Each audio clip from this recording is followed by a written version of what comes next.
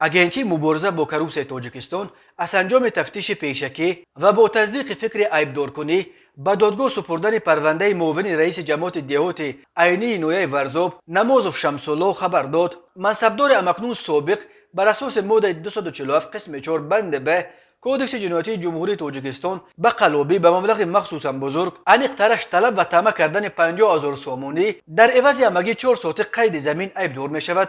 مرکز مطبوعات اگنتی در شرح این پرونده گفت ناظموف شمس‌الله نورعلیویچ در وظیفه معاون رئیس جماعت دیهات عینی نویه ورزاب کار کرده.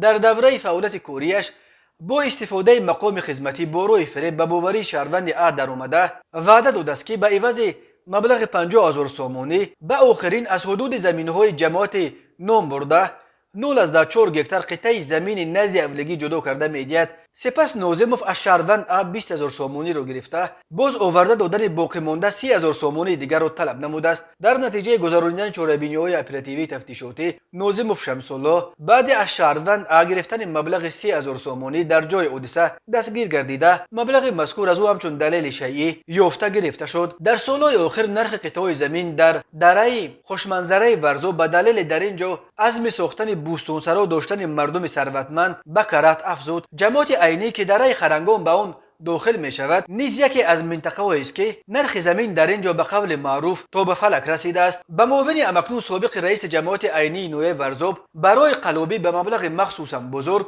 بر اساس قسم 4 ماده 247 همچون جزا جریمه به اندازه از 1460 تا 2190 نشان دهنده برای حسابها یا محروم ساختن از آزادی به مهلت از 8 تا 12 سال تعدید می کند. هر سال صدها منصبدار در تاجیکستان با اتهام فروش غیر قانونی قطعه زمین و گرفتن پاره دستگیر می شوند، ولی در اکثر مواردها این پاره های پوره‌خوری با ماده جزایش سبکتر 247 همچون قلابی جمع و بست می شوند و منصبداران با پاره به دست افتاده با یگان جزای رمزی اکثرا با پرداخت جریمه از جوابگری خلاص می شوند. در گزارش های سازمان های بین المللی تاجیکستان در ردیف 30 کشور اعظم فساد زده دنیا نام برده می شود.